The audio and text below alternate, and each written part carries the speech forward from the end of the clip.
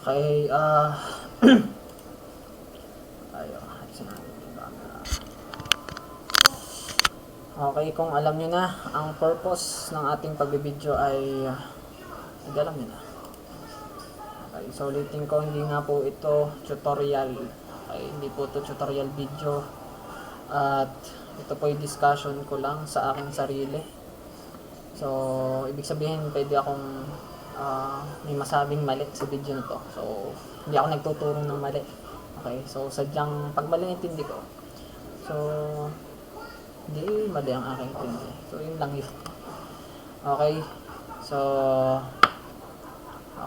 conditional probability. So, tapos na tayo sa, okay, road to 1,000 videos nga pala tayo. So, tingin ko nasa 220 videos na tayo sa lahat-lahat. Ano ba tayo? So, last ay axioms, actions, and theorems of probability. Okay. So, nagsimula na tayo dun sa compound events. So, dalawang events na yun na pinagsama yung ating kinukuha. Okay. So, hindi na tayo isahan. So, pag-isahan, so yung n over yung malaking n. Okay. So, conditional probability. So, conditional probability of an event B is the probability that the event will occur given the knowledge that an event A has already occurred. So, medyo hindi naman siya yung ibang exercise lang. Okay? So, yung ibang exercise at mga sample, yung medyo nakakalito. Pero, based dun sa unang sentence. Okay, so ito ay probability sa event B given the knowledge that an event A has already occurred. Okay, so may dalawa tayong event at ang kinukuha natin ay yung probability ng pangalawang event. So which is the event B. Kasi given na yung event A or yung unang event ay has already occurred or naganap na. So parang nagbe-base tayo sa event ng A. Okay. So, kaya nagbabago yung probability ng B. So, depende pa rin yun kung yung case yun, sabi nga dito. So, itong yung notation niya or yung symbol niya. Parang yung symbol niya. So, P, probability of B given A. Okay. So, dalawang events to. So, yung A ay sabi has already occurred. So, tapos na. And then, ang hinahanap natin ay B. So, probability of B given A. So, may dalawang case kung independent ba yung dalawang event or hindi. So, pag independent, kung independent yung dalawa, ibig sabihin, okay, so where event A has no effect on probability of event B, okay, so independent sila sa dalawa. And then, ano ang tawag dun sa event na yun? Wait lang. Tawag sa event na yun mutually exclusive bundle outcomes. Independent events yun. Tama, independent events. Okay, so pag independent siya sa isa't isa, ang conditional probability ng event B ay mismong probability ng event B. Okay, so titignan natin sa example, pero parang walang example na ganun. Okay, so kung hindi naman siya independent or may mga nag-intersect na element doon sa parehong events. Okay, so then okay. Probability of intersection of A and B. Okay. Intersection ng A and B is equals to okay, so PA, probability of A times conditional probability. Okay, so probability of A times probability of B given A. So, yun yung formula. So, from this definition, okay, the probability of B given A is easily obtained by dividing by probability of A event A. So, medyo iba, may mali yata dito. Okay. So, dapat ito ay, or pareho lang pala, PABA. So, PA B is equals to okay. Di baliktad talaga eh. Ay, tama pala. So, PBA, okay, by itong intersection AB over PA. So, tama din pala. Wala akong mali. So, okay. Okay, so ito ay probability ng intersection ng event B and A, and then probability ng A, event A. So, dapat ang probability ng A ay greater than 0. So, 0 to 1 or greater. Pero dapat ng probability ay, kakasabi lang ng probability dapat ay 0 to 1. Pero makikita nyo, meron ditong ito, pa rin to. Probability of event E is 600. So, siguro sa ibang case may kayo. So, example 1. Okay. Ito pasok to. Okay. Pasok to kasi, okay, let a pair of dice be tossed. Okay, nagkara tayo ng dalawang dice. So, kung ang sum ay 6, find the probability that one of the dice is 2. Okay.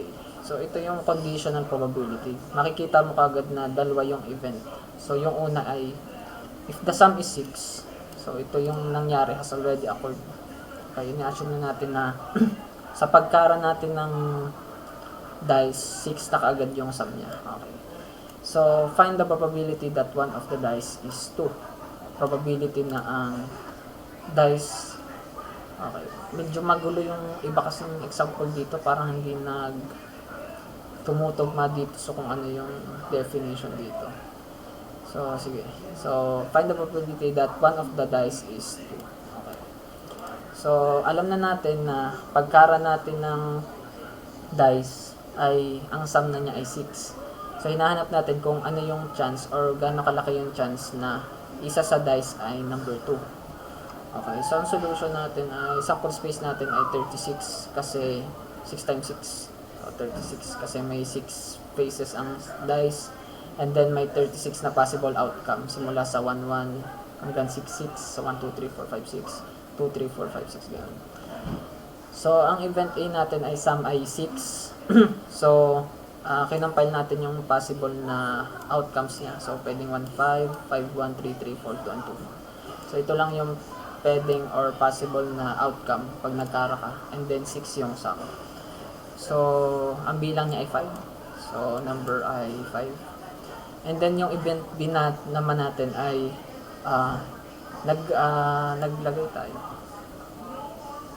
Okay. So, hindi pa to yung mismong sum. Okay. Ito ay galing to sa sample space na 36. So, kinuha natin lahat ng possible na lumabas na merong 2. Okay, dito 3, 3, 4, 5, 6. And then, 7. Okay. So, hindi pa siya yung mismong filtered. So, ngayon, yung A intersect B. Okay. Kinuha na natin yung meron sa dalawang ito. So, sa event A, tsaka sa event B. So, which is 4, 2, and 2, 4. So, 4, 2, and 2, 4. 2, 4, and 4, 2. Okay. And then, yung number niya ay dalawa lang siya. Dalawa lang yung naging possible outcome niya. So, now, so, gagamitin natin yung formula na to. So, P, probability of B given A. So, ang kinuha natin dito ay yung event B, yung probability nito. So, which is probability na ang isang dice ay dalawa. Kung ang sum ay 6. Okay. So, ano lang naman to. So, P intersect B ay 2 over 36 kasi meron tayong 36 na possible. Yun yung sample space natin. And then, 2 yung naging outcome natin na yun yung nag-intersect sa dalawang event. And then, yung PA, yung probability niya over dun sa sample space, siya ay 5 over 36. And then, therefore, the PBA or the probability of B given AI. Okay, so 2 over 36 and then 5 over 36. So reciprocal niya magiging 2 over 36 times 36 over 5, and then cancel, magiging 2 over 5 and then 0.40. So kakaiba siya, kasi tama naman. So, 40%. Tama naman. 2/5. So, pag nag-sum siya ay 6. So, kuwari nagkara tayo ng dice. So, pag pumatak siya sa 6, kung hindi naman siya pumatak sa 6, so hindi naman natin makukuha yung conditional. Okay. So, yung conditional probability, given na yung A ay naganap. So, nagkara tayo ng dalawang dice. Yung for example, naganap yung event A natin, which is ang sum ay 6 din sa ano. Ano yung probability na kapag nangyari yon ay yung isa sa dice ay dalawa. So, ibig sabihin, so 40%, 0.40 ng pangyayaring yun ay pwedeng to yung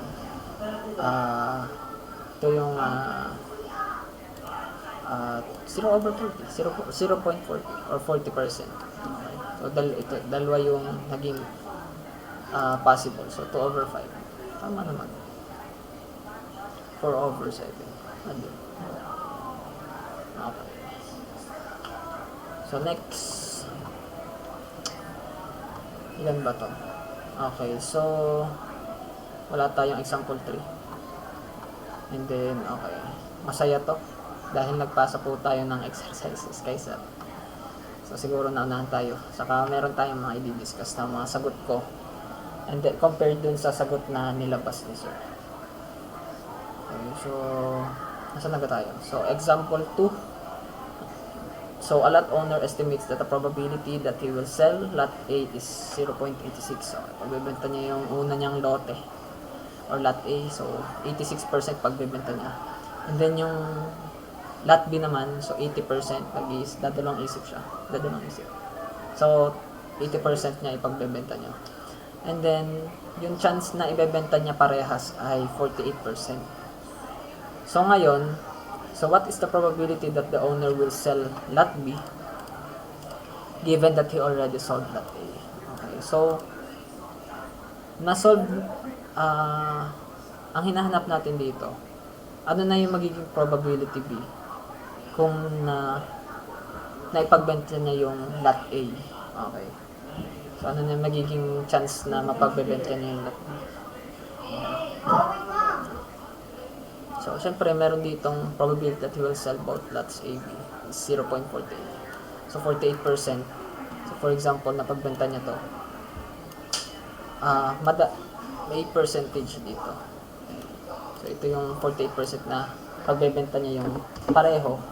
At meron din namang 52% na hindi niya ipagbebenta pareho. Pero, dahil nga napagbenta niya yung letter A, so parang meron na siyang issue kung ipagbebenta niya pareho yung B or hindi. So, may probability pa rin. Ngayon, ang hinahanap natin, ano na yung probability na he will sell yung pangalawang lot. So, gagawin natin itong conditional. So, probability of B or selling lot B given na napagbenta natin yung lot A. So, over lang naman dito ay probability ng A. So, which is 0.86. And then, yung mismong probability of A and B. So, napagbenta niya yung lots A and B and 0.48. Okay. So, yun yung mismong nag-intersect. Okay. 0.86. Okay. So, yung probability niya. So, given naman siya. So, 0.48, 0.86 ay 0.56. So, parang mas naman siya. Kung ano yung mas uunahin mo. Hindi, basta pag dito, pag meron sa problem na lots, may both. Pag may nakita kayong both, yun na yun. Yung A and B na yun na nasa taas. And then, yung nasa baba ay yung mismong lot A. Diba? So, 0.86. So, example 4. So, ito yung sinasabi ko. Pwede siyang, dito sa conditional kasi. So, probability of B given A.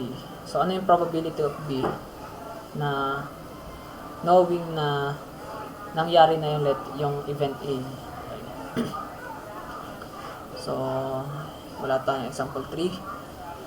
So, suppose a player needs to draw 2 cards of the same suit in order to win. Okay. So, kailangan yung player niya ay bubunot ng dalawang card na pareho yung suit. So, dapat, pag diamond yung una, so dapat diamond din yung pangalawa. So, of the 52 cards, there are 13 cards in each suit. Okay. Okay, meron tayong diamond, heart, spade, tsaka clubs. So, suppose first the player draws a card. Okay, yun na yung event A natin. Okay, nakabunot na siya ng puso. Okay. So, now the player wishes to draw a second heart. Okay, so, ano yung probability na mabubunot niya yung second heart? So, since one heart has already been chosen, there are now 12 hearts. Okay. So, parang hindi niya kailangan ng hindi na niya kailangan ng hindi na niya kailangan ng hindi na niya kailangan ng pumiyak pa ako. So, hindi na niya kailangan ng mismong computation. Ano? So, kasi sa 52 cards niya, nabunot niya na yung isang heart. So, 51 na lang yun na titira. So, ngayon, ano yung probability na makukuha niya yung second heart? So, dahil wala na yung heart, kulang na ng isa. And then, kulang na rin ng isa. Wala na yung heart, so kulang na yung heart. And then, kulang din yung sa card. So, magiging 51 na lang siyang card. And then, 12 na lang yung pagpipilian niyang second heart. So, 12 over 51. So, meron pa siyang 0.24. So, pababa siya, dapat siya yun. So, sa una niyang bunot, meron siyang 25%. Kasi 13 over 52 yun eh. So, dahil nabawasan na, naging 25%. Nakakapiyok pala talaga to. So, example 5. Okay, so ito yung medyo kakaiba yung siguro pag ganito yung type of yung question. So, ganito na lang yung gagawin natin. Kasi medyo nakakalito. Probability. Okay. Okay, meron tayong sample space. So, population of adults in a certain place who have completed the requirements for a college degree. Okay, base dito sa table, meron tayo ditong 500 na lalaki at 400 na babae. And then, sa 500 na lalaki, may 460 na may trabaho na. And then, may 40 na wala pa. And then, sa babae naman, may 140 na may trabaho na. And then, 260 na wala. So, total din ng employed ay 600. And then, unemployed ay 300. So, dapat ganito yun eh. Okay. Dapat ganito yung mga tables, complete details. So, init. So, find probability of N given E, PE given U, P, probability of E given M, and then probability of F given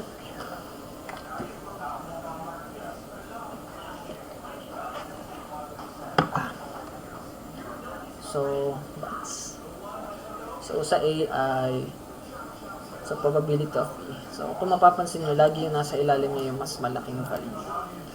So, probability of E, so 600 siya. Kasi parang sample space ng lahat ng employed or lahat ng may trabaho. And then, parang sinasabi lang dito, ano yung mag-intersect sa male at saka employed. Okay, so ang nag-intersect lang naman ay 460. Okay, nag-intersect siya. So, pareho sila. Parang cross multiplication. Correct pag ito, F60, female, 460, pag employed tsaka female. 140. Okay, dito sa so, nag-intersect siya sa mismong table cell. So, ang sagot yun ay 0.77. So, ito, probability of E and U. PE given U. So, ito yung hindi ko maintindihan. Baka may mali dito. Kasi hindi mismo talaga ito mag-intersect. So, dapat yung isa dito ay galing sa row na to. Okay. So, ano yung mag-intersect dun sa A at U? So, wala. So, siguro may nagkamali lang po dito. No? So, exit natin ito. So, sige. So, U, ano ba ito? 300. Okay, unemployed. So, yung 200, saan ang galing ito? So, unemployed and unemployed. So, parang wala siyang So, pwede ito. 460 minus 260. Pero hindi pwedeng gano'n na lang. So, mali yata itong ano to. Pwede, kung tama to ay di tama. So, parang mali yung perception natin dun eh. Mali yung may typo tayo dito nangyari. So, sunod ay probability of E in male, given M. So, ang M natin ay 500. So, lahat ng lalaki natin ay may 500. And then, nag-intersect na naman siya. So, 460 over 500. So, parang sinasabi na ilan yung employed sa male. At parang dito naman, ilan ang male, ilan ang lalaki sa employed. Sa iba. Okay. Parang tinetest dito ano eh. Ilan ang male sa employed. Ito ilan ang employed sa male. Okay. So iba-ibang ano niya eh. Siguro ang inaano niya dito ay yung sa babae ang inaano niya dito. Ito naman inaano niya ay doon sa unemployed. And then yung P, probability of F given M, F given E. Okay, so ilan naman yung female dito sa employed? So 1/4. Saan naman to galing tong 150? Okay, so parang isang himala na mali. So 140 dapat yata to. Okay, so 140 dapat. Mali, dapat ay 0.25 to. So 150 times 4, 100. At times 4 ay 600. So dapat ay 0.25. So yun, ang sa condition na probability. Dalawang page lang yun. So ewan ko kung tama yung pinagsasabi ko. So next ay ito, exercises. So compare natin yung sagot natin dun sa nilabas na sagot ni Sir kanina.